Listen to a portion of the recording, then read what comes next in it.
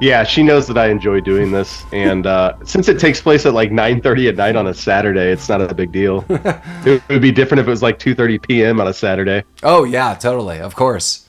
But as Mike has mentioned before, like this is a beautiful mind situation. I want to keep that thread going. That Jeremy this is a figment of his imagination, and this podcast is all is all nothingness.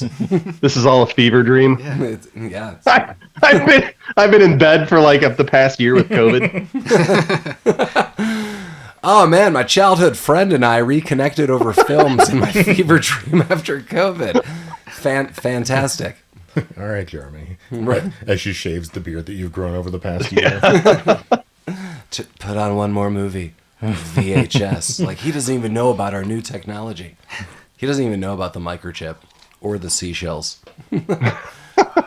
And that brings you right back to Rabbit Troop Sucks. Welcome back, everybody. We're Rabbit Troop Sucks, and we're a podcast about obscure, forgotten about, and often overlooked films. And welcome to our two-part series, School or Die. And you're going to get a lot of mixed reviews on these films. And we're going to start this two-movie back-to-school, kids, kind of situation with Dead Man on Campus from 1998. And we'll be comparing it next week to a very similar themed but very different take of a film, Dead Man's Curve, also known as The Curve, also from 1998. But again, today, Dead Man's Campus, 1998. As always, from Rabbit Troop Sucks, I'm Paul. Next to me is Mike. Hello.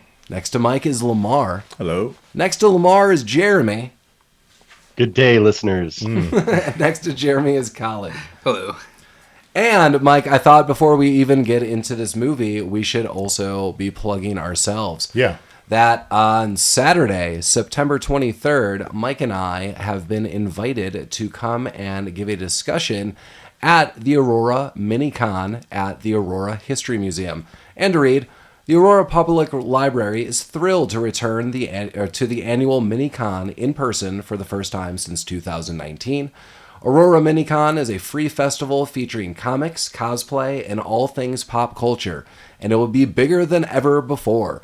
This free family-friendly event includes superheroes, comic-themed crafts, and activities, panel discussions, which Mike and I are a part of, exhibits, gaming, and a cosplay costume contest. This year's event will feature over 50 vendors, multiple food trucks, special guests, and much more. Join for the fun Saturday, September 23rd from 10 a.m. to 6 p.m. at the Aurora Center Library. And Mike and I will be at the Aurora History Museum on that day. So Saturday, September 23rd, and it will be at 11 o'clock is, I think the panel discussions start, and our panel discussion is at 11:30. In the morning. Yeah, in the morning, that is. And some of the panel discussions, which include, we follow a panel discussion. Again, this is all pop culture oriented, and it's awesome. Our friend Keith invited us, and he is actually part of the panel as well, that there are people discussing. We follow one on Nintendo, which I'm super excited. Not to give too much away, our panel discussion, Mike and I will be discussing Indiana Jones throughout time. There are other panel discussions, as I said, with my friend Keith, Sci-Fi Land, the museum with an X-Wing, colorful comics, Star Wars in your backyard, various others, and we'll announce them next week. And I think it ends again with my friend Keith, Houdini, Doyle, and Alexander Martin. So thanks for inviting us. We'll be talking for about 15 to 20 minutes. Yeah, it'll be super fun. Definitely, it's probably a different vibe than the podcast. Yeah, because I probably won't be. Well, I won't be drunk. No, I mean, or as drunk. If you think Mike's sipping water, it's tequila. We've clarified this. What are you going to be cosplaying as? What am I gonna? Yeah, I'm just gonna go as the boulder from Indiana Jones. I could chase you all throughout the museum. Okay. That sounds like a fun afternoon there. Sure. Sounds like a big ass event. Yeah. It should be a good, fun panel. Fun. It's also crazy, like seeing people in person. As they noted, since 2019, all clearly pandemic related. So yeah, awesome that we're invited. Thank you, Keith, for inviting us. thanks to the Aurora History Museum. I mean, that's so cool. I look forward to seeing the other panel discussions as well. So I think that's going to be super cool. You just listed off some pretty big panels there. You hinted at something with Nintendo related. Yeah, we followed that one. Not to scare the presenter on that one, I am totally going to ask a question or two. And I say that lovingly, not to not some kind of pitfall you'll never know the answer, but I'm sure whatever they're discussing on, they have a love of Nintendo like myself and many people in this room. So take that. Well, good work, guys. Yeah, it'll be fun. Yeah, we did it. We did. We're big time. You're there. Yeah. Well, as I said, and I'm going to theme school or die. We're going to open with Dead Man on Campus, 1998. And I want to note, Mike and I discussed this earlier, we definitely want to highlight that in all seriousness, any kind of trigger warnings on the content of this week and next week we'll note as well. The premise, before I even read to you, is making light of mental health issues and suicidal people in our everyday life. Although this movie could be a lot of fun, I will probably argue that it could never be made today for a lot of reasons. But just please know the content that this is a very, very dark comedy where two people are, targeting those who need professional help and using that for their own uses. So, although a comedy, and from MTV, two college roommates go out and party, resulting in bad grades. They learn of the clause that says, if your roommate dies, you get an A, and decide to find someone who is on the verge, so to speak, to move in with them. Yes, you get some major stars all throughout this movie. The two leads, Tom Everett Scott, Josh. Tom Everett Scott, we've seen in That Thing You Do. We've seen him in American Werewolf in Paris. Yes. Which I would totally do for this at any point in time. He also plays the father in the latest iteration of Diary of a Wimpy Kid and 13 Reasons Why. We have, and this is crazy because I'll note how famous he is for one role, but it's not even listed in his first 5 on IMDb. Mark Paul Gosselaar. Come on, Zach Morris. He plays Cooper. If you click on Mark Paul Gosselaar on IMDb, Saved by the Bell is not even in his top 4. And I don't really blame him as an actor. I'm sure he wants to escape. Not that he doesn't love that role, but he wants to escape that. That is the only thing he has ever done, and clearly he's done many things as an adult. But are we calling Cooper Zach Morris in this film? I mean, I think it would only during be this polite. recording. Actually, he seems like a Cooper to me in this movie. I was able to transform him into a different character from Zach Morris, and I'll get into the reasons why when we get into this, but it is douchebaggery all the way. Great dye job on his hair. Oh, yeah, definitely. I never really saw him as Zach Morris, but I watched Franklin and Bash when that was a TV show. And he's that does come up. Okay. as one of his top 4 or 5. I don't know what that is. He's like him and his buddy are goofy defense attorneys, basically. Okay. Isn't the mom or isn't the one of the judges the mom from Malcolm in the Middle? Oh, I don't know. I don't remember. It's been a while since that show's been on. You just got bashed. And Franklin. Oh, That's Franklin? probably in there. Yeah, I mean, that's crazy. I mean, Saved by the Bell starts with Good Morning, Miss Bliss, and that starts in 1987. I mean, this went on for seasons and seasons. So I'm just baffled that is not top 5 things noted on IMDb, what he is known for. That would be odd. Yeah. I didn't notice that. Yeah, that's super weird. We have a lot of other people, some people that I know, some people that I don't. Poppy Montgomery, very notably Without a Trace, which I have never watched, but was on multiple seasons of that. Lachlan Monroe, White Chicks, Freddy vs. Jason, which is kind of crazy. Mm-hmm. We also have Jason Segel and Linda Cardellini in this movie, so a little Freaks and Geeks nod back to us, which they play some interesting roles. But yeah, this is starting off from MTV, which I totally forgot. And I do feel there's a huge MTV vibe all throughout this movie.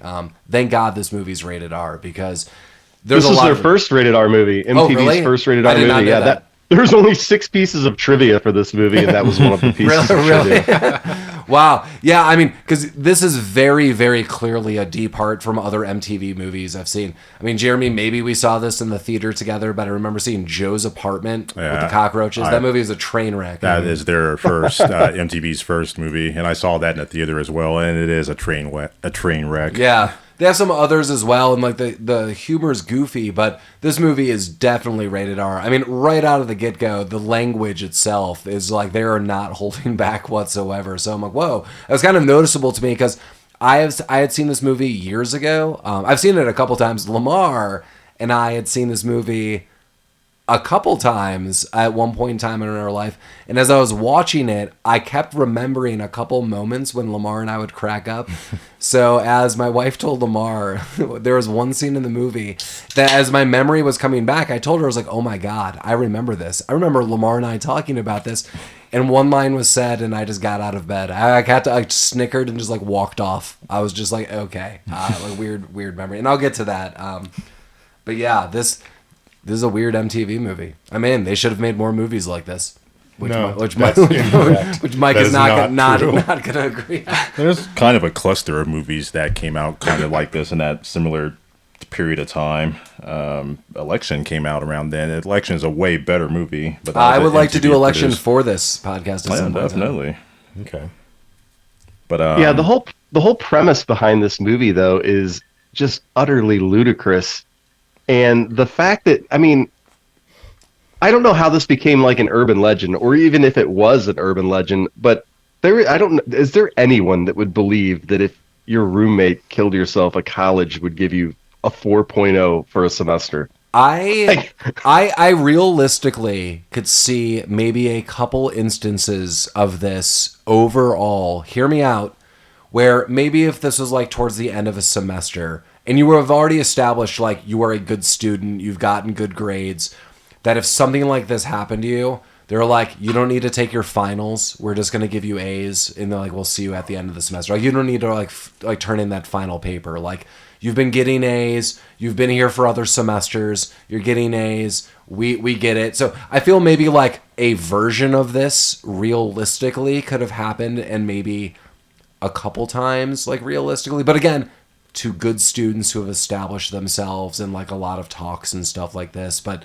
like to this extent, like, oh, you're an F student, and like we were about to kick you out, but now you have A's, so great job, boys. No, like I do not think to that end that any of that is like happening whatsoever. Yeah, that's. It just wouldn't happen. Mike loves this film. I cannot even explain to you with human words how much I hated this movie. And have you seen this movie before? I saw this movie when it first came out. That's what I was telling Mike. So we will talk about the other film next week, which will be very different. But this film, I am taking a very taken aback approach with Mike. Because Mike and I talked about this, and Mike's like, oh, I've seen it. Well, I mean, I understand his point of view now. He goes, I do not really remember any of it outside of the premise, but I thought Mike was very much in the know of like events and maybe some of the dialogue. So when he was like, I hate it, I was like, dude, you've seen it. And he's like, I remember none of it. I was like, that makes more sense. Yeah, I mean, I remembered like the overall concept. I would have turned this movie off if we weren't recording a podcast about it. Not even Jeremy loves the Marilyn Manson open with the cover of Golden Years by David Bowie. Is that what that song was? Yeah. Because my first note is, what is this fucking song? I can confirm that. I looked at his notes, and it did say that. This movie started with this song, and it fucking sucked. Yeah, it set the tone. Every song in this movie fucking sucked.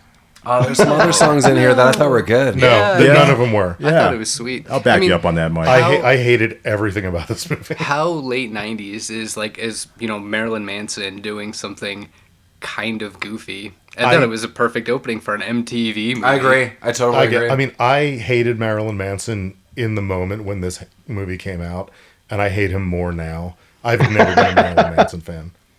And I didn't know that was him, and that explains why I hate it so much. But it's a David Bowie song. I didn't even pick up on that. I was so blinded by my rage for that song. It's like the soundtrack for this movie was curated by a group of meathead puds. You know what else is crazy, Mike? The lead of Devo is the lead composer all throughout this film. He is very noted Really?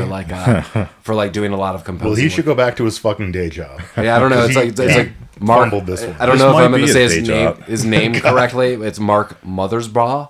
Yeah. But he's the lead from Devo. I mean, he does a ton of music and modern stuff. I see his name pop up all the time, so I kind of noted that really quickly. He was part of it as well. Okay.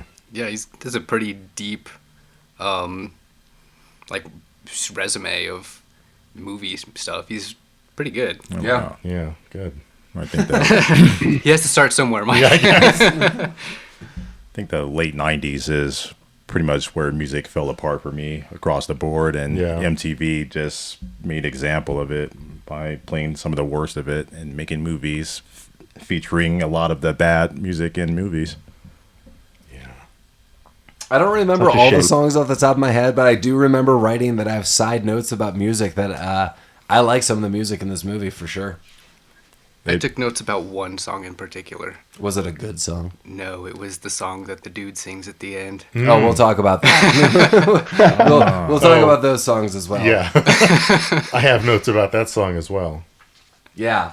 So Good notes. our two leads are pretty much introduced right off the bat. I mean, we start with, I would say, our sort of more of a lead, which is, what is it, Tom Everett? Is that, yeah. Tom Everett Everett Scott. Scott. Tom Everett Scott, yeah, sorry, thanks. He plays Josh, and then Mark Paul Gosselaar plays Cooper. Lots of just three names in here. So we get, what is like the opening is just Josh kind of like getting enrolled. We get to see, clearly he was a big fish in a small pond. The guy's like a really smart dude. Going something with science, I think, overall. It's like, 6-year medical program. oh, that's right. Yeah. Yeah, I mean, Yeah, on a full academic scholarship, Yeah, he's which from is a like- person that would not be involved in any of the shenanigans that take place throughout this movie. right, like outside of like 2 days and being like, I need to get my life together. Yeah, which I totally agree with. Yeah, so we see him enrolling and, you know, everything's going well. Like, he's the golden kid and he's with his guidance counselor and he's doing stupid stuff that you see in college all the time in sitcoms. Like, he's taking all advanced classes, he's overloading his courses, and he's being kind of cavalier about it. Like, oh, like, you think this is too much? I think I got it. He does not have it, so that's where we're at. And then he goes to his dorm. It's a moving in day, and the dorm seems really organized. I thought that was like a weird note. He opens the door, and I thought, you know, you think it's going to be wild because everyone's running in the dorm rooms and screaming and kind of a stereotypical moving in college day situation. But he opens his dorm room, and it's very tightly knit, organized. Yeah. Everything's there. But then we meet Jason Segel, who plays Kyle. I love Kyle all throughout this movie. It is just a bit character. I like Jason Segel, so that's probably selling it to me. He was Yeah, the Kyle only is an reasonable angry young person. man. Yeah. Wait, that's the only one you like, Mike? He was the only one that had normal human reactions to anything that was happening. You think that he was the normal human? Yes, I absolutely. Because at first he's like, guys, shut the fuck up. I'm trying to sleep. And Yeah. he's like, I want to bang Linda Cardinelli, which I relate to. And he's like, you know what? I'm leaving this shitty apartment and I'm going to live with her. All things that I would have done also. Should we send her a love letter? I love that I'm finding all about that. We got Aubrey Plaza for Jeremy. We got Kristen Bell Yeah. and who did you just mention? Oh, I'm not going to Linda just shut down Cardinelli. Aubrey Yeah. Plaza, though. I mean, there are many You have girls. Sharon in these Stone films as well. Yeah, there's volumes. Yeah, so yeah, that dude just goes from 0 to 9 on the dial out of 10 real quick. He's real pissy. Also, I guess I don't understand college dorm rooms because I never lived in one. He made it clear. He's like, I got the single. You can fuck off. So this dorm had like a private bedroom and then No, Yeah, there's like a shared space, and then there's like 2 bedrooms, and it Yeah. sounds like one bedroom had like double beds, and Yeah. one Yes, bedroom it had seems just one that bed. one bedroom houses 2 people, and there is a door that leads to another bedroom that houses 1. is that normal? I've heard of this before. Okay. In a quad dorm, no, it's not. I don't think it's normal. I think it's usually 2 bedrooms, 2 bedroom, or a bedroom with 2 beds, a bedroom with 2 beds, and then a shared space. And that can be in either 2 rooms or 3 rooms. So there's like 6 people sharing a shared space. But I've never seen just a single bedroom in a college It dorm. seemed weird to me. Yeah, that seems weird. Yeah. Okay. Well, what do we got next? I think it's Zach Morris just walking up with a bong and ready to party. And Well, yeah, A giant bong. yeah. It was so. What's his name? Josh. Josh. Yeah, he was trying to sleep, and for some reason, the school's janitors were smoking weed in his bedroom. That? Are you not amused by that? Just Those are the waking moving up- guys. Yeah, No, they were yeah. moving Oh, were they? Zach Okay. Morris' stuff in, yeah. Okay. Yeah, and then Zach Morris shows up with a showcase bong. Yeah, and I do like the relationship right off the bat. He says, you know, I got a lot of people in the hallway, like we're willing to party, like if you're into this. And Josh does make a conscious decision and says, I'm cool with that. And he's like, honestly, I could tell these people to go away. I kind of feel he's being somewhat sincere about this. That, yes, he is facetious and full of tricks all throughout the movie, but he doesn't really do that with Josh. So I think this is kind of an honest attempt at, I can move this party elsewhere, but it does start party mode for Josh. The party starts kicking, and Kyle just freaks out. I do love the conversation between Cooper, Mark Paul Gosselaar, and Kyle to calm him down. Did anyone like this? I don't even remember it. this. I can't remember either. It was just basically like, hey man, you're yelling at everyone. Like, you know what girls don't like? Being yelled at. And you like yeah. sex, and you clearly want to date, and you're just like yelling at everyone. So if you want to do any of those things, don't yell. He's like, okay. Oh, you know what? I'm going to retract my statement about liking him because he does make a point that he has the freshman Facebook, which I guess before It's like a book. It's a like book an actual with, like book, I profiles, guess. yeah, of- like a printed paper. He's like, yeah, I've been jerking off to all the freshman pictures in this book. Which I'm assuming are just like headshots. I mean, I would hope so. I don't. Again, this wasn't my college experience, but I wasn't asked for like full frontal profile pics.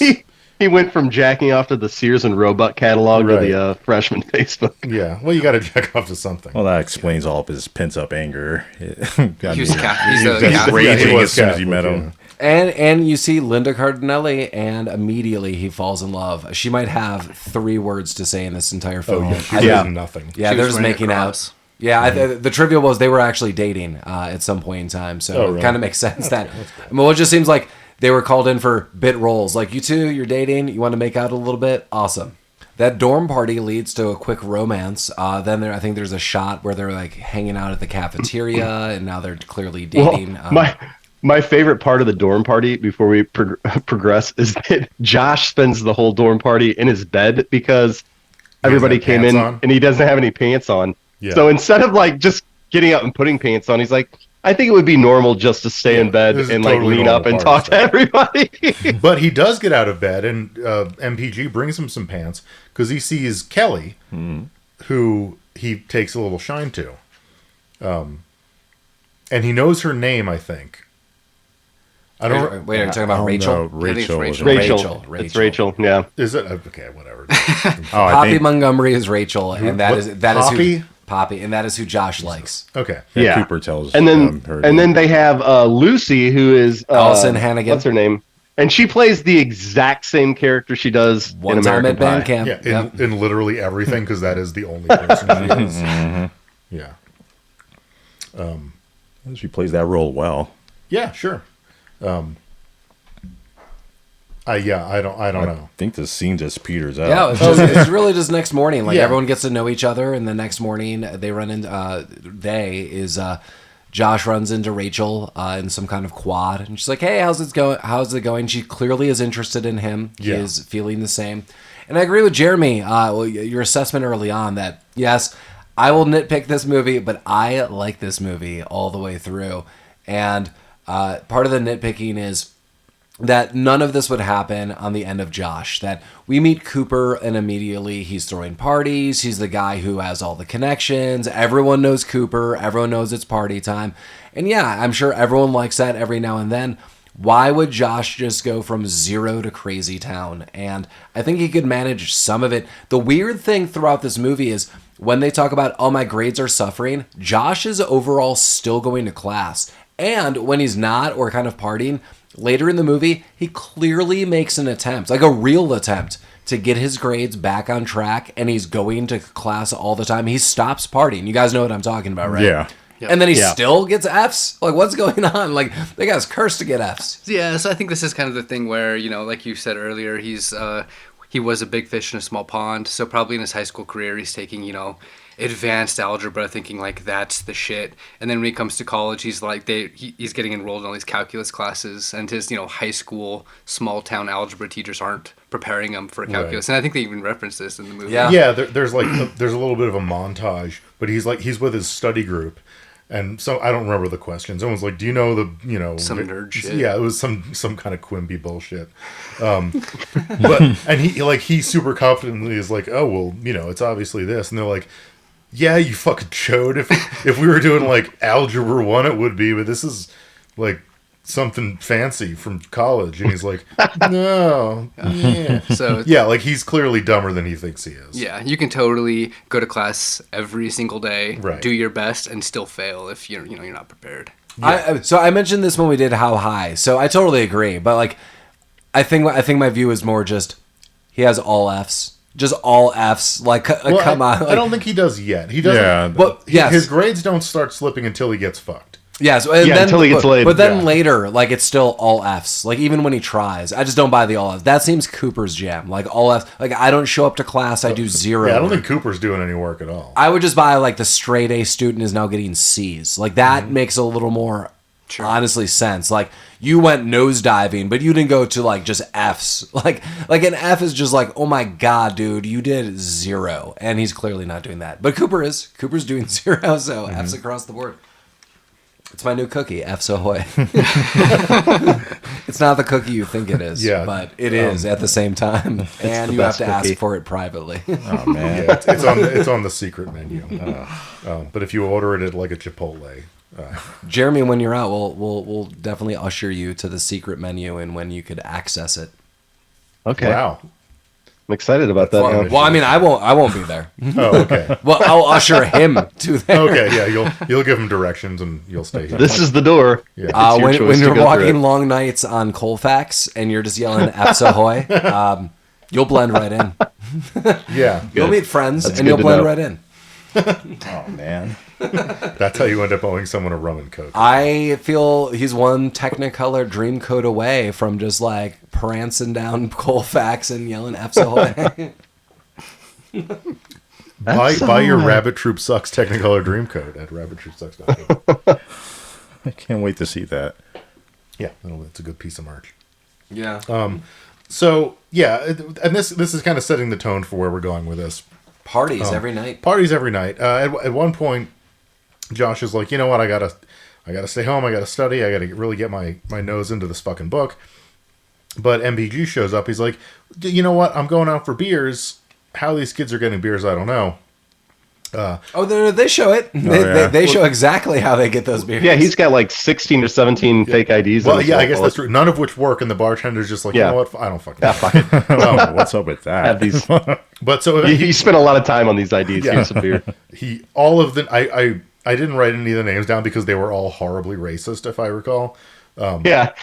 But yeah, so he does convince Josh to go. Because Rachel's there. Well, he doesn't know yet. Yes. He's like, I'll go for one beer because I want to play along. But he gets there and Rachel's there, and he's like, you know what? Let's fucking do this. Also, when they wake up, Cooper just takes all that bong water and spills it everywhere. on his homework. yeah, just everywhere. And he cleans it up with his sweater. Yeah, I noticed One that. of Josh's many awful sweaters that he has throughout this film. Those very, Oh my God. very 90s Oh sweaters. my God. Very Yeah. 90s sweaters. Like, hey, Very. can I get a cable knit sweater that's 18 sizes too big? Yes. Yeah, totally. And can it be brown? You know it's brown. I weigh 120 pounds and I need quadruple XL. We have it. We have Yeah. it, baby. Right here. But yeah, so the bong water's everywhere. Well, he's cleaning out his bong because he can't mix the kind with the swag. So you got to clean it out. and that's when the bong water got spilled. This is also where we learn that Jason Segel he's moving out. Yeah. He's moving in with his love. Yeah. So no more Kyle. Yeah. Yeah, But so- this leaves the single room apparently up for grabs. Right. So, yeah, a little key Oh wait a plot minute. point. He's not moving out. He's Well, Well, he's not moving He's out. just going to stay Yes. with her. Yeah. For a while. Yeah, I was Okay. like, "Don't touch my shit." Yeah. I'm Yeah. moving, or I'm moving in with her, and everyone's like, "All right, whatever." Spoiler alert: they do touch his shit. They do. They touch all over it. Yeah. So we're at the bar, the Lucky Peach. Yeah, the lucky fuck. Such a good name. Yeah, and things are going well. Allison Hannigan gets mega drunk. Yeah, and also we learn a little more about, in this instance, we learn a little more about Cooper, and here is a plot point I very much dislike. Like, beyond just, I don't like this, I really don't like this plot point. Cooper highlights that his dad's like this real brute jerk.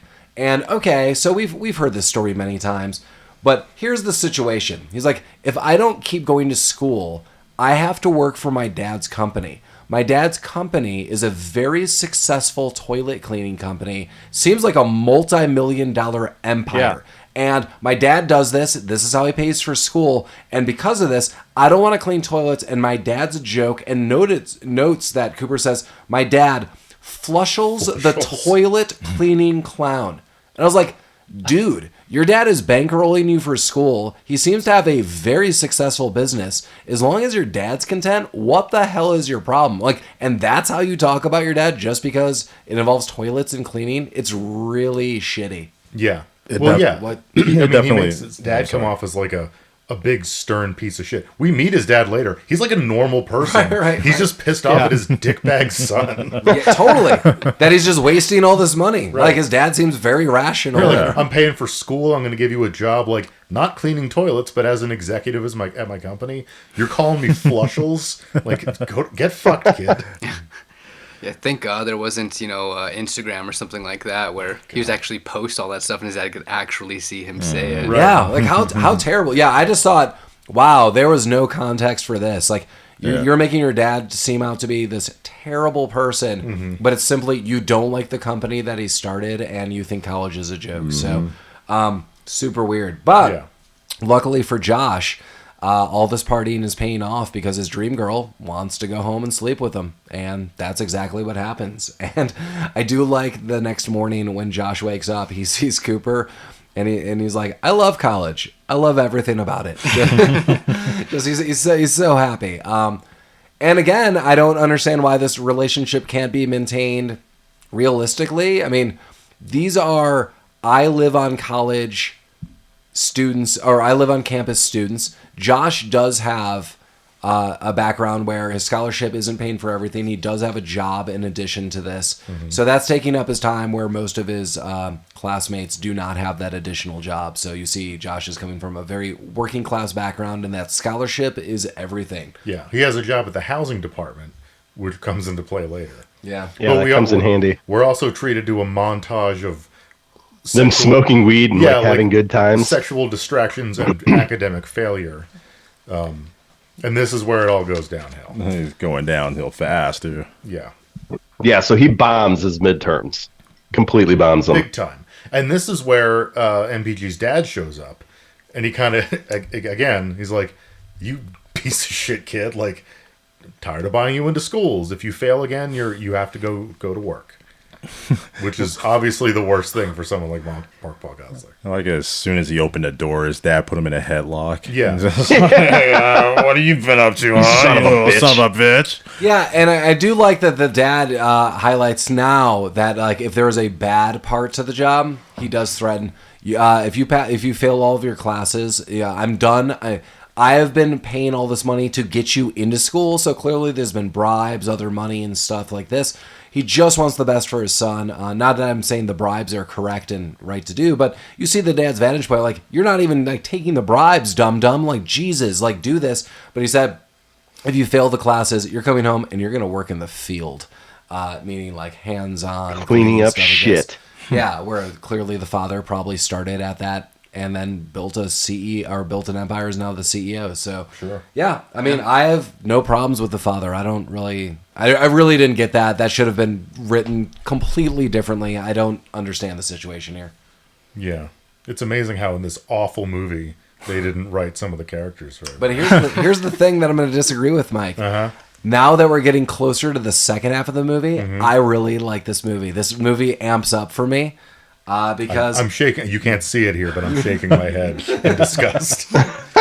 well, they learn about the plan that was noted in the premise of the movie when I read the summary, and it's, hey, if you have a roommate that commits suicide, you will all get straight A's. And Well, yeah, and how do they learn this? Because they're drinking at the bar again, and the bartender's like, "Hey, Sully, tell him about the thing." And And Sully is fucking hammered. yeah, some hammer guy's like, "You fucking kids can't keep your shit together." it's all written in the library. It's in the library. The library. Yeah, You know, this reminds me of The library. an old fisherman. Like there's an episode of Simpsons where Homer is he's looking for like a old fish to Molten catch. salt, Like my I friend. can't remember the name of it, but it's Coming in like with General your ball- Sherman. Coming in with your balls Big all city shiny. types. And he goes to talk to the old fisherman, and he's like, "Yeah, back in my day, there's an old." And he goes and Yeah. this is exactly what that's that what was. these guys tell him. wasn't that the first Family Guy episode where he buys the fishing boat? Maybe. There's a Family Guy episode like that too. Yeah, but, See, I I just like- like yeah, how there's- I like how the two guys are immediately they're like, this guy's onto something. Like this 80-year-old like insanely Yeah, drunk man right. is onto something. Let's delete Jeremy, this guy. hear me out. He didn't accept 17 IDs from Cooper, and then just liked him for his nonstop go-getism, and was like, "Damn it, I'll let you drink anyhow." So he thinks he's the cool kid. He's like, you know what?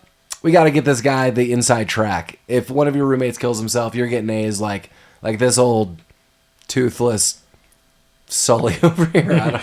I don't know. He owns a bar in a college town where all the kids go to. There's no way he isn't in on the gossip and just Oh, yeah. overhearing He knows- all he that knows all the stuff. hot He knows goss. what's up. Right. I want to know why he's even bothering to card people, because I guarantee no one in this bar is of age. Oh no. I think Well, the old and I guy think is. one of the old men Okay, the old says, guy is, yeah. yeah, one of the old men says something about his intestines being over 2 miles long. I have that written down. Well, Yeah. you got to have long intestines in this business.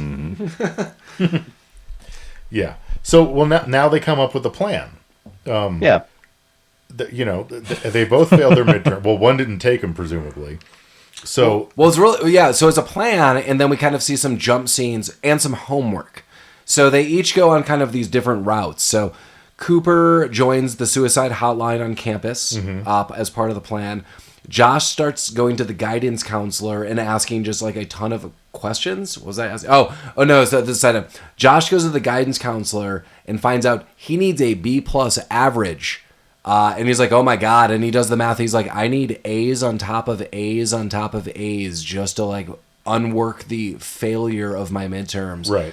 So he's on board too. Sorry, that was my side note. But no, I'm glad you brought that up, and I'm glad they addressed this, because, I mean, it's easy to think that if they had worked as hard at studying as they did on trying to I know. find someone to kill themselves, they probably could have done okay, but they crunched the numbers, and they knew that there was no way they could pass.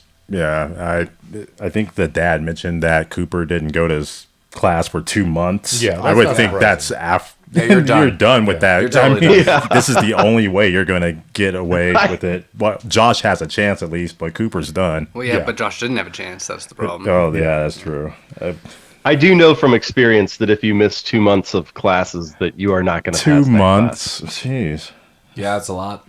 Really? Make it breathe for me. Let's talk about your first-hand experience of missing 2 months of class. class. Oh, I went to college on a full ride academic scholarship and lost that within the first year. So, okay. So you can relate to this movie then. Oh, I am Josh. Josh. Yeah, okay. Yeah, I am Josh. Like everything that Josh goes through, I've probably been through in Okay, this I in love this it. film. Well, this might be something that you didn't go through.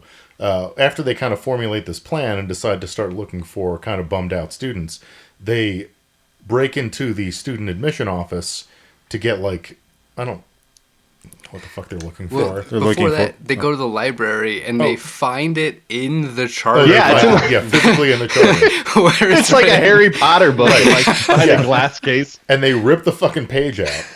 Yep. and then they go to the mental health clinic because they want files on They're who getting on files, who okay. potentially is suicidal enough. And then Yeah, well, basically they're hunting. There's scenes of they're taking photos of potential candidates. They're getting now these medical records. Yeah, I they're love spying on people. I love when they break in at night. I love like I when love they're all of this going wrong. fucking dressed up like Rainbow Six, in like full tactical gear. And it all Yeah, completely where did goes- they get all this stuff? Yeah, who knows? right? MPG probably bought it. Yeah. But they kind of get got a little bit, and they have to escape. And Paul, do you know what they say to each other when they get back to the dorm room and have escaped? I don't. They say, "We were so Van Damme." Oh, I missed that. Damn. Yeah. Van Damme would be proud. Yes, They did it would. some Van Damage and got the Van Dingo. I like that, Cooper just has like ropes still attached to him and he's just like Yeah, they're he's so running with a rope. Yeah, this is as Mike noted, like what was the game that you referenced? Rainbow Six. Yeah, it was like Rainbow Six. That is that they go in with the childhood perspective of like 7-year-olds. Like someone bankrolled like we need all this tactical equipment. They don't know how to use it. Like dogs are after them, security guards are after them. Like no one knows what the hell's going on. They luckily get some files and just book it. There was a scene where it's super dark out. They're stacked in their gear and they're zigging and zagging and rolling for no reason. It totally reminded me of something else, and I couldn't place it. Is it Saving Silverman? Probably. Okay. Yeah. Because that's what it reminded me I'd of. watch Saving Silverman for this. I would as well. And then Steve's on. Yeah. they also, in their escape from this place, they drop like 90% of the files that they grabbed. That is totally correct. Yeah.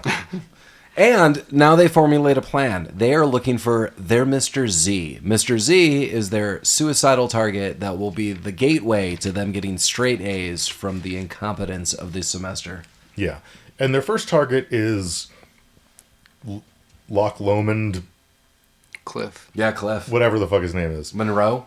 Yeah. Lachlan Monroe. Okay, Lachlan There Monroe. we go. Who at no point seems suicidal. He just seems like a fucking lunatic. Yeah, he is a nut job. But they're banking on his wildness. I mean, isn't the first scene he's like on rooftops, like I'm finally going to jump, things are going to happen. He is the extreme version of Ogre in Revenge of the Nerds, Like, where yeah. this dude's going to like just, they're banking on that he's so insane, he's just going to fall off something and they're going to rule it as a suicide that because he's seems so reasonable. drunk. Yeah. That, Well, and so that's what I'm asking. Does it have to be a suicide? Because, yeah, I mean, like this guy seems like he's pretty prone to die, not necessarily from suicide, but Yeah. chances are if you follow this guy long enough, he's going to be dead. Right, and you slip in a note, boom. Yeah, well, I mean, I think a lot of the, the suicidal tendencies, something that kind of goes along with that is high risk behavior. So Sure. I think probably a lot of that ties in. Yeah, that's fair. He also throws out "suck my quiet cock" at some point in time. I don't know how I have this like out of context. Yeah, no, I Yeah. remember that. I loved Cliff. He made me so uncomfortable. Oh yeah. Yeah. Like he needs to be put down. Like you are totally correct that everyone who meets this guy is immediately uncomfortable and or afraid. Well, they bring him to see the girls, Allison Hannigan, and the one that. Cliff wants to party. That's yeah. part one. Well, he requests that they kick him in the junk for some reason. And they do. Yeah. No, they do. Yeah. Yeah. And so he's really wilding out. He wants to do bong hits. He sets Allison Hannigan's hair on fire. That is Yeah. correct. Burns half her hair off. Yeah, and then in the aftermath of this, just says, you know what? It might be time for hookers. And they just load up into the car and go looking for hookers, I guess. Hooker's named Carl. Yeah, You call- because yeah. he brings this up later You to knew some one. like some random guy in the dorms. Yeah. I like the scene because it shows just how wild Cooper was before, but now here's Kyle, and now Cooper's kind of freaked out, and it's like a new level of craziness in Josh's life. There is one thread that starts as they get Cliff, that as they're researching their target, their Mr. Z, all of these other guys in the dorm rooms who we see throughout, and one of these people is going to be integral to the story. All of these people think that Cooper and Josh are dating because anytime they're like, oh, hey, like they run into him, they're like, oh, hey guys, like dive onto the floor. They're trying to hide their cameras, but it looks like they're making out. And at first, all these I was gonna say roommates, but all these like dorm mates of theirs, they're a little weirded out by this, but I do like there's a kind of a turnaround with the roommates in this. But Yeah. But in the interim, there are so many gay sex jokes. yeah, this would not. It's This would be phenomenal ruled out. Like, stuff. yeah, if this movie was made today, like that would be like outside of how they might deal with mental health, that would absolutely be ruled out, or done just differently for different reasons. This was in the embodiment of 1998 MTV humor. Lamar, Yeah. I could not word that better in my life, because going through that's what I kept thinking about: the music, the sweaters, and the mentality. I totally agree with you. It felt just like it. Like time warp right back there, and I don't want to go back. No. It sucked then, and it sucks Yes. now. Boy, does this suck now. Well, yeah, I mean, just to highlight, there's a cop chase. Cliff is insane. He antagonizes the cops, and there's a long drive, and basically Josh and Cooper jump out of the car, somehow find their way back to campus.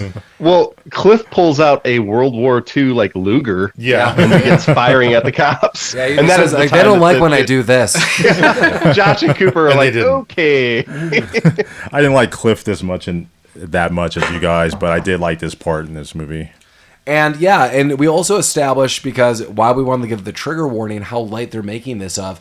Remember, they're looking for a suicidal roommate, and now it's a competition between Josh and Cooper, because all throughout the film, Josh is like, no, let me choose my guy, or this was your guy. Like they're saying this back and forth.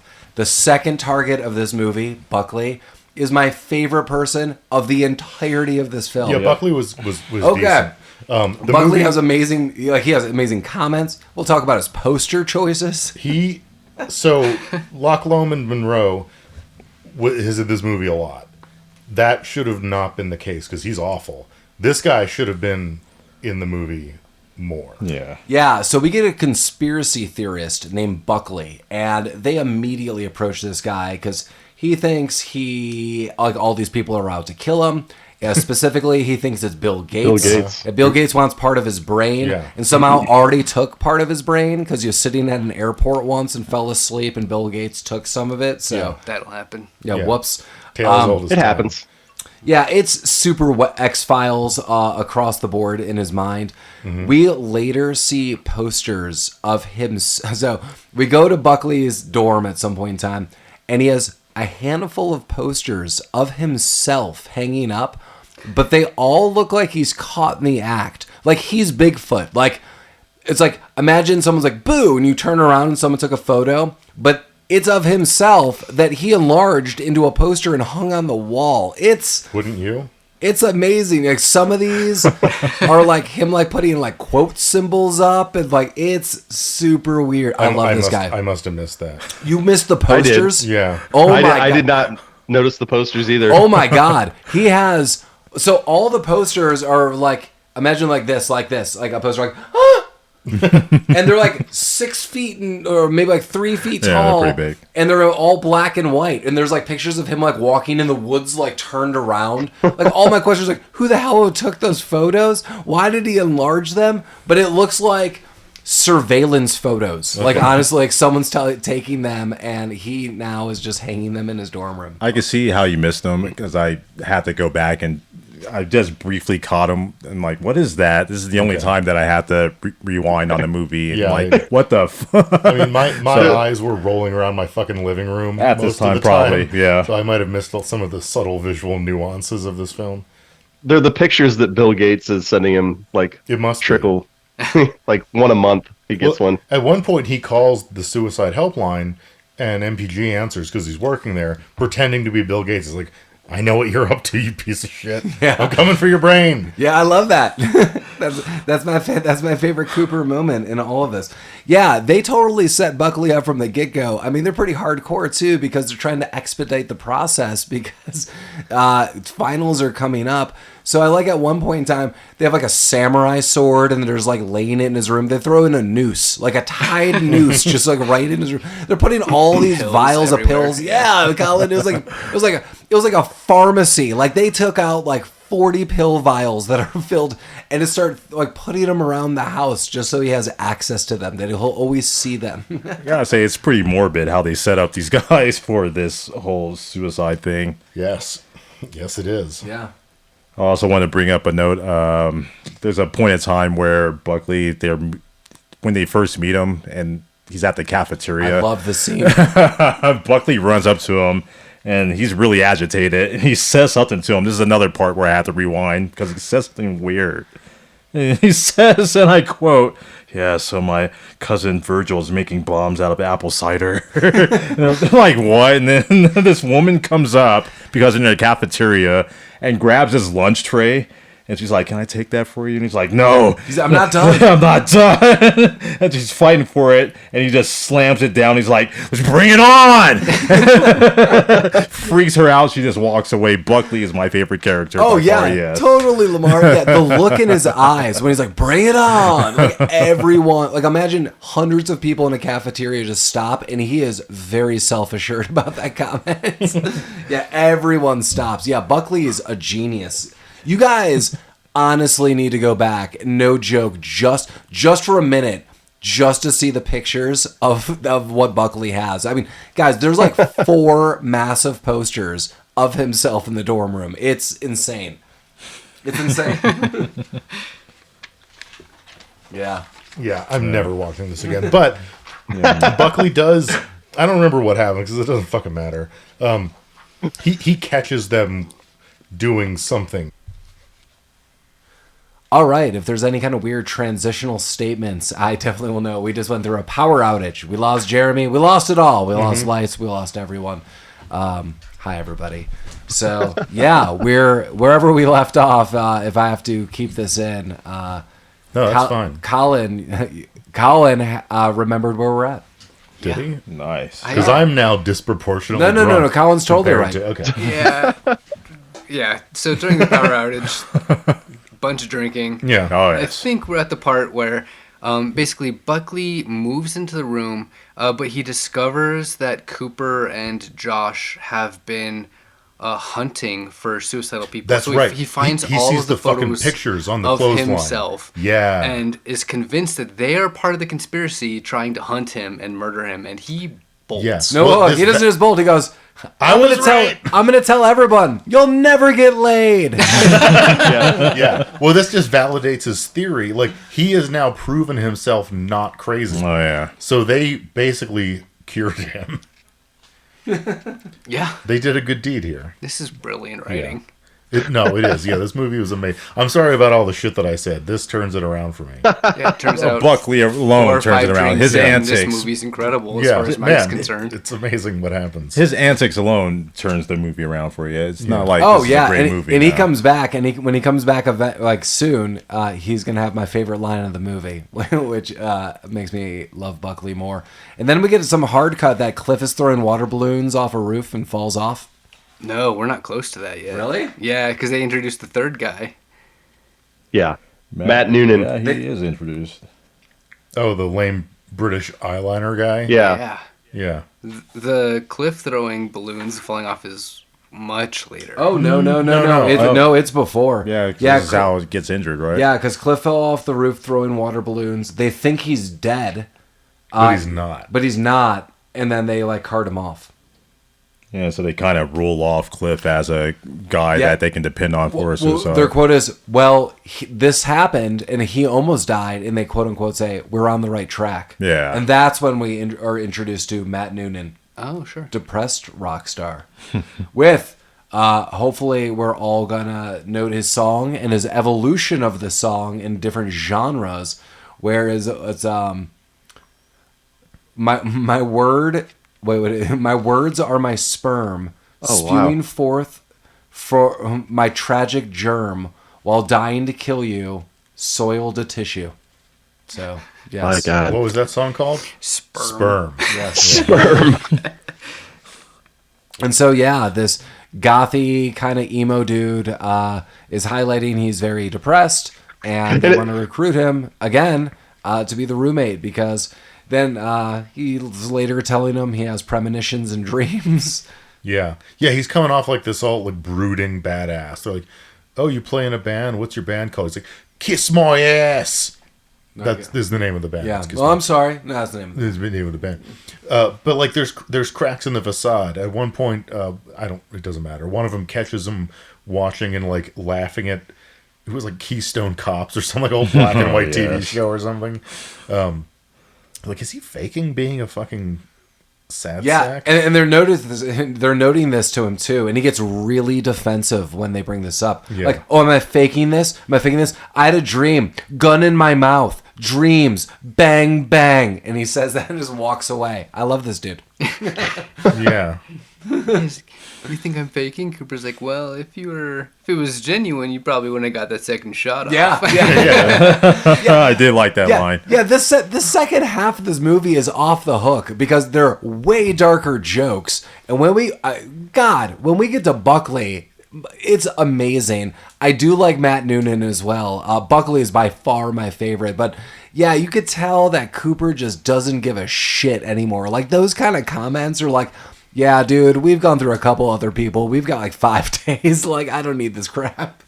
Yeah, the comments are unrestricted. It's pretty great. Yeah. But what really finally gave Matt away is I think Cooper found him singing show tunes. In the No, bathroom. that's later. That's okay. That's the big giveaway here in a little bit.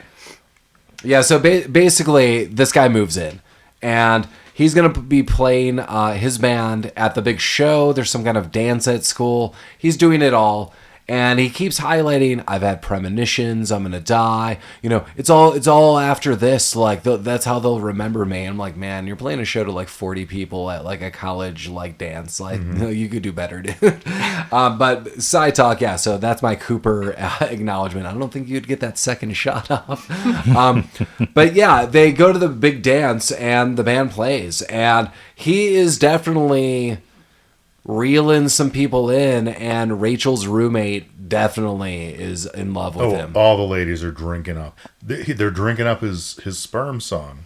Gross. His bad boy persona. Oh yeah. And They love it. And so this is something I definitely remember. 2 things. When they're going into the dance, we see Buckley again, and Buckley rushes up to Josh.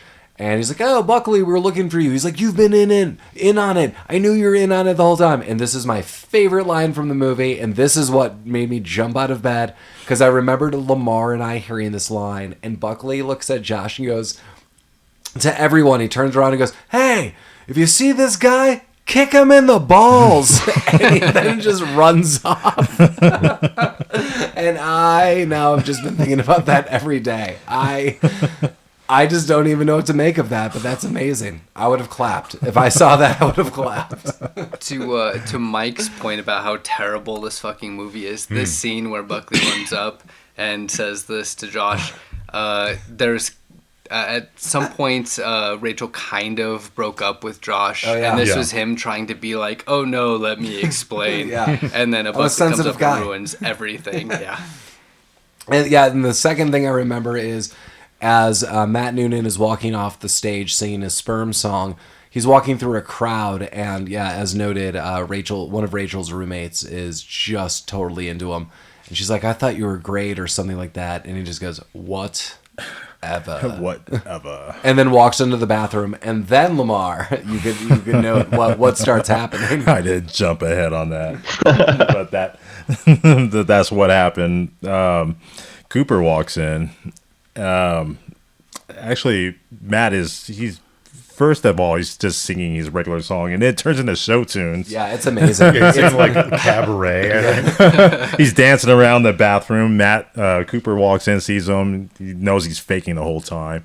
Cooper, this is the second half again of this movie. Cooper goes, he has learned from other people, and this is kind of shown kind of at the end of the movie. We'll talk about it. But he is just so pissed off. He's like, you have failed me. I wanted you to die. You are a faker. And he just goes for the gut, like, and the throat, like, all at once. I mean, Cooper is just kind of like a direct son of a bitch. I kind of love it. Yeah.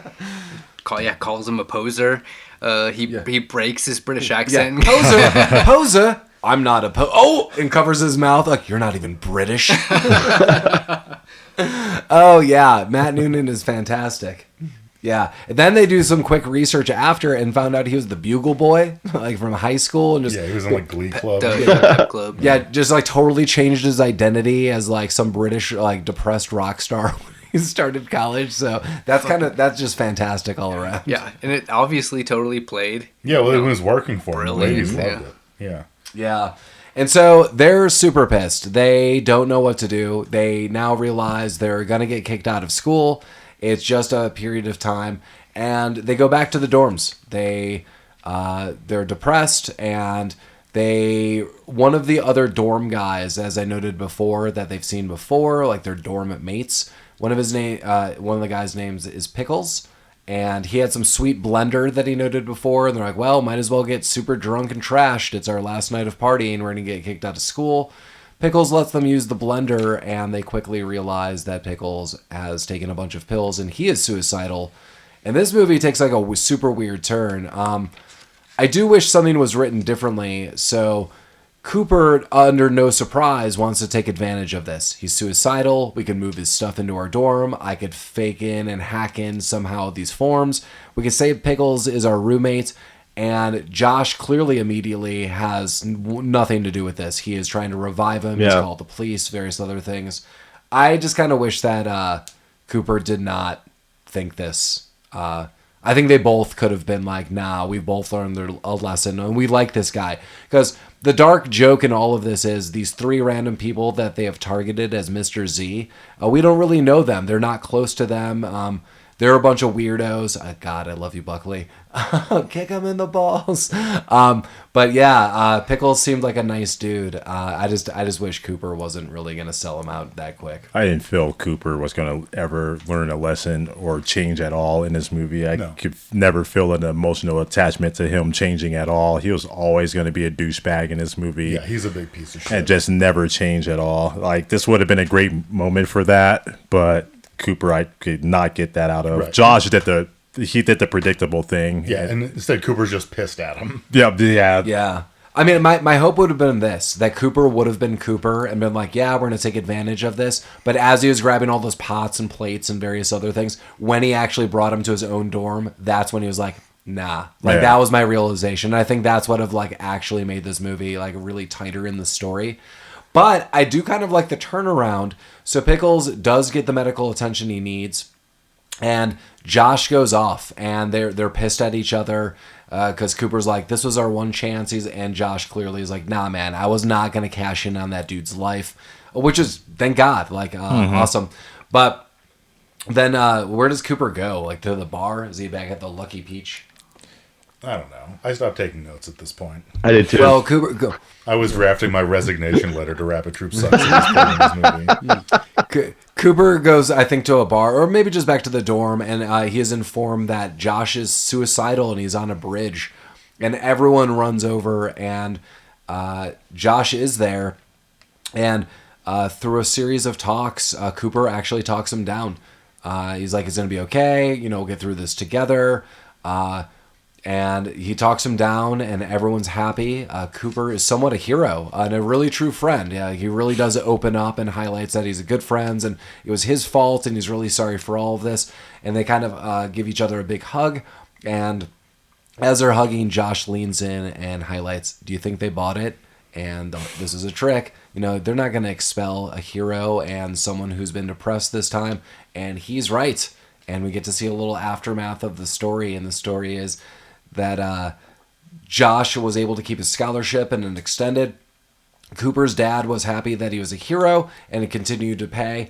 The one thing I wanted to note, and I thought this was a weird flip, throughout the entire movie, Cooper is doing so much psychological research. He's the one with all the books. And it says that Josh changes his major to a psychology major. I think it would have been Cooper.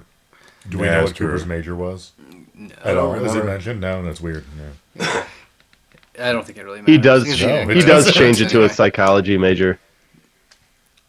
Yeah. Wait, is that said? Yeah, Josh switches to psychology. Yeah, Josh changes it to psychology. But I'm arguing that Cooper would have. I'm not sure what Cooper changes it to. All I know is he works for the suicidal hotline.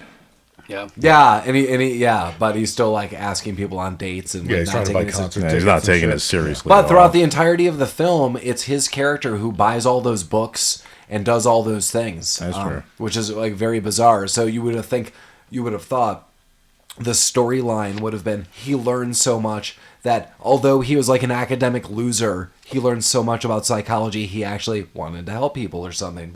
Or they both did and started a business together. Yeah. I kind of wonder if like maybe part of the writing of this movie, since at the beginning they get committed to Josh as being the main character, they couldn't really shift over to Cooper, whereas Cooper's character at the end would have benefited the most from saving Pickles and, you know, realizing that he really needed a significant major like psychology. And they just didn't want to make that transition halfway through, and they kind of just committed to it even though it made it a weaker That's film. a good point. And it's an MTV film, so let's Yeah, not be 'cause who surprised gives a when like very everyone true. was probably writing this like day to day. Like we have this idea. Do you have a script? Yes. That's how most of these scenes felt like. Every scene, we've reviewed movies like this before. Every scene's like 10 seconds long, and it Yeah, just goes exactly. from one to the next.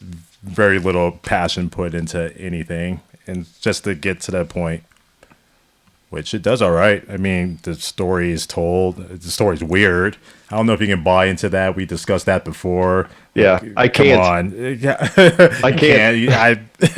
They try and do it, to explain a way of how it can be done. This is just 90 minutes of, I don't know what.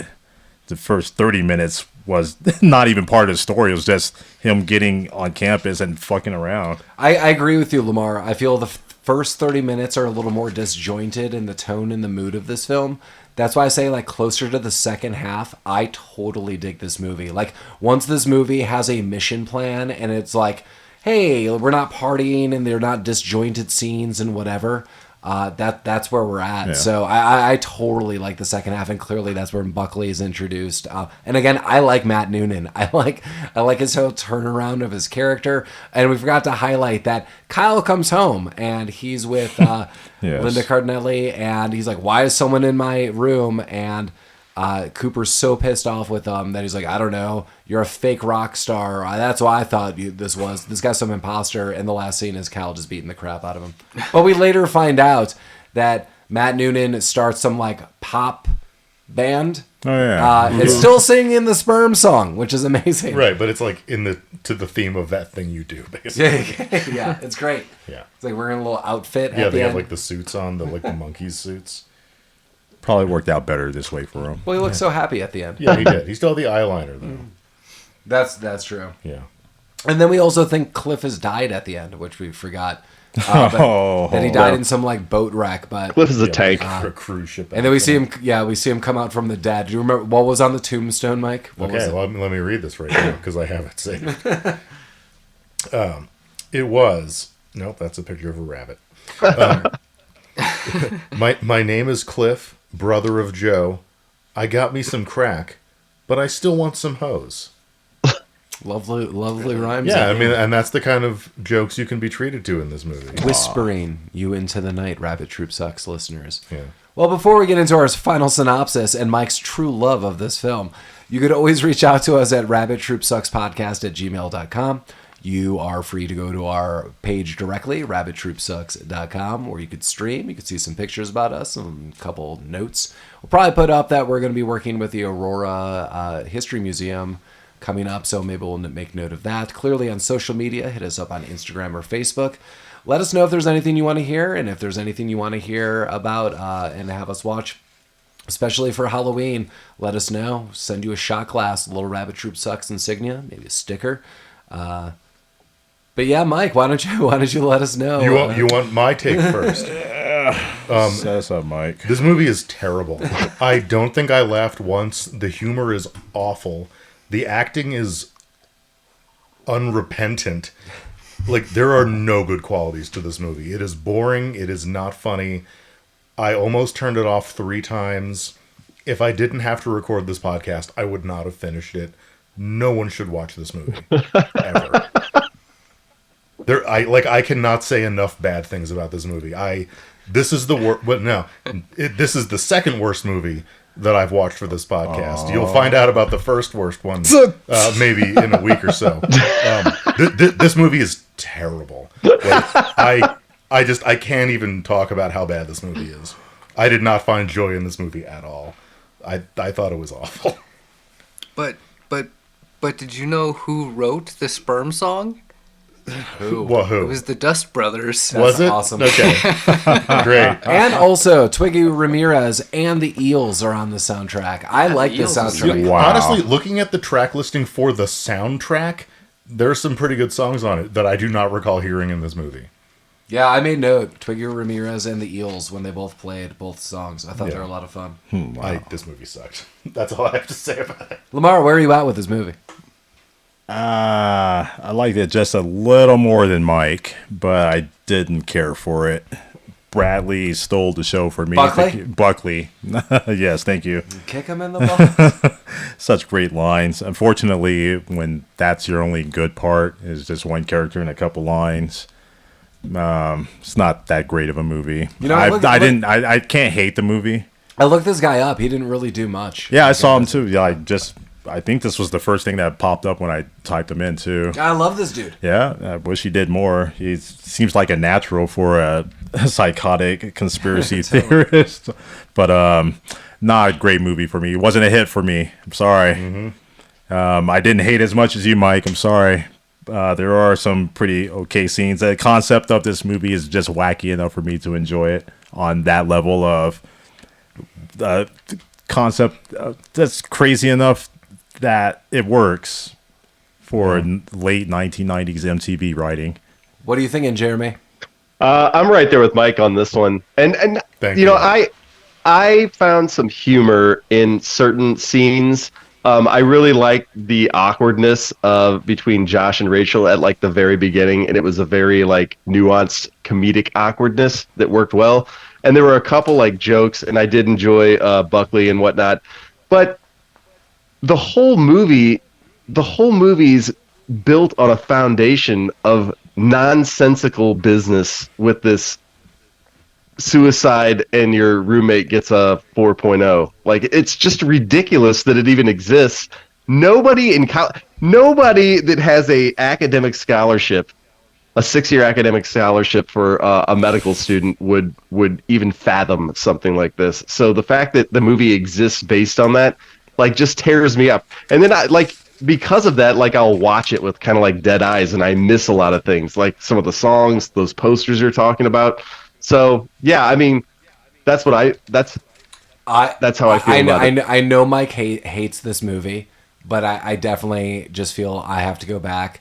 I know the screenshot for that we'll be using does include a poster, so you'll see at least one. Right. But I feel like at some point in time, I at least have to just send you guys a screenshot of those posters, because we all agree. Like, even Mike hates this movie. Mike did say he likes Buckley, and it's worth just seeing. Like, what the hell is going? Like, Yeah, I'll the take picture. a look at those posters. The pictures are just so bizarre that like it is worth noting that. And I remember when Lamar and I saw this movie. I mean, like near 20 years ago, I remember we're both like, what the hell is going on with these posters? It's so crazy. Yeah, Collin, where are you at with this? Yeah, I think I'm actually, when I came tonight, I think I was leaning more towards the I hate it, but compared to all of you guys, I think I'm on Paul's side now. Bam! You mean the incorrect side? Yeah, where, I think, if you were... if you were having a sleepover in the late 90s, yes, this is the shit. This is yes, totally a movie you could sit down and watch. You couldn't do that today. But I'm not doing that. Yeah, you're 50 years old. And I am 50 years old. Yeah, I am a very old man. But in the same way, like I agree with Collin. Like, but in the same way, now you're like at a certain age and you're having drinks, so like you don't sleep at a person's house, but you're still watching those crazy ass movies and having that crazy ass time. That's the vibe of this film. Yeah, like, I think the music was good. I mean, the premise was goofy, but not as so far as Jeremy thinks. It was written in the charter. Of course it makes sense. Yeah, it was in the big Harry Potter book. Yeah. Yeah. Yeah, it was stupid, and a lot of the stuff doesn't really translate to 2023 terms, but overall I enjoyed it. I probably wouldn't watch it again, but I don't regret watching it. The screenwriter, just to make a side note, is Mike White, and I think that one of the pieces of trivia was he normally makes a cameo in stuff that he does, but he was not in this. Mike White is the roommate in School of Rock, like Schneebly. Oh, shit. That's the guy's identity he takes over, and that's the guy who wrote School of Rock. So Nice. I was kind of surprised. I was like, wow, that's kind of worth noting. I don't know. I've said it all. I totally agree with Collin. The vibe of this movie is it's not award winning. I don't think it's a throwaway. have fun with your friends. This movie's insane. The premise is insane. None of this would happen. A lot of this is just more shocking. It's rated R. If you're like, this movie kind of sucks, have another drink and you might feel differently. Yeah, smoke a I blunt. just feel like that. Yeah, it's like all of that. Like that's the vibe of this film. Like just insanity. I am glad that all of us agree that Buckley was like a lot of fun as a character, because I was like, even if Mike, because I told Mike there's a couple points I'd defend. I'm like, that's one of them. Like, if you guys thought Buckley wasn't fun, I was like, come on. Like, I could agree with other elements on like subjectivity, but Buckley was so fun for me, and he says so many weird things. What was the cafeteria line? Like, bring it or something. Bring it on. He just stands up, like, just yelling that. It's this old lady, yeah. Yeah, like, at another point in time, he's just, like, talking to himself. He's like, that's perfect. That's excellent. Like, you're like, what are you doing, dude? Like, he's such a weirdo. The scene where Josh is trying to kind of get back with Rachel and he shows up, the whole point of that scene was Buckley. Like, Josh trying to get back with Rachel was inconsequential, but Buckley coming in and telling everyone to kick him in the balls or whatever. See that guy? Yeah, Kick him in the balls. He's trying to murder me. He's a fucking psycho. The whole thing was incredible, and it was all Buckley. Yeah. And as I said, one of my favorite moments with Cooper, Mark Paul Gosselaar, was when he picked up that suicide line. Mike noted it, and he's like, hey, Buckley, it is Bill Gates. I want your brain. Like, I don't even think that was acting. Like, that was just like, just say that line, and he just became that person. But I mean, so does Josh get back with Rachel at the end? Like, they're back together? Yeah. Yes. And I'm assuming They know. I'm assuming that she knows what these two idiots tried to do, you know, for the first 80 minutes of this movie. no. Oh, she doesn't? So Rachel Rachel's still thinks completely that in the dark. he's suicidal because he was trying to jump off the bridge or whatever. So she uses him as inspiration. That's what they say in the narration. For her creative writing. Yeah, so it's like they get along better because he's like the because muse. they're in a, Everyone in this movie is a horrible monster. Yeah. Because everyone's terrible at reading people. Yeah. Yes. Well, as you can see, clearly Kyle and I are on the losing voting side. The But wrong side. I definitely say if you're in for a dark comedy, this is a fun one. But especially if you know any of the actors in this film, then you're probably going to have some extra fun. You're just going to see different sides of them. Well, we're going to continue on next week with our theme, School or Die. And Mike is going to gush over the next film. If you think Mike liked this film, this is gonna be a get fun ready. one. Get ready. You are in for the midnight hour levels of crankiness from me. Oh, man. That's epic. Legendary. Are you aware of Mike's max rage? You might get it. It's going to happen. I haven't seen such a level of disappointment since I met my dad. Well, stick with us, everybody. Until next time, and as always, Rabbit Troop sucks. Rapture sex.